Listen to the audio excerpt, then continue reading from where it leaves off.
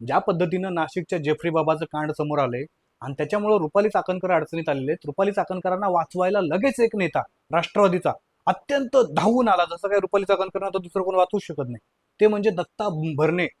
त्यांना मामा म्हणतात. कसला मामा मला हाच कळलं नाही. अजित पवार मेल्यानंतर अजित पवारांच्या अपघाताची चौकशी करावी म्हणून एक चकार शब्द न काढणारा व्यक्ती, रुपाली चाकणकरांवरती आरोप झाले, त्यांचा राजीनामा मागायला लागले, लगेच पुढे आले आणि सांगितले की कोणी कोणासोबत फोटो काढले म्हणून काय कोण दोषी होत असतो काय? रुपाली चाकणकर निर्दोष आहेत, रुपाली चाकणकरांचा काही चूक नाही. मामा, तुम्हाला मामा कोण म्हणतं मला माहित नाही खरं तर, परंतु भरणे, दत्ता भरणेजी मंत्री महोदय, रुपाली चाकणकरांचा संबंध काय फक्त फोटो काढण्यापुरता नाहीये.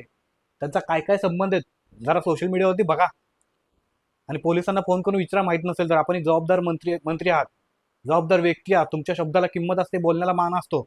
त्यामुळे जे काही तुम्ही बोलता कोणाची बाजू घेता विचारपूर्वक घ्या, म्हणजे नंतर तुम्हाला माघार घ्यायची गरज पडणार नाही. दत्ता भरणेंसाठी एक कमेंट नक्की झाली पाहिजे. काय एवढं त्यांना घाई आहे कुठल्या नेत्याला वाचवण्याची?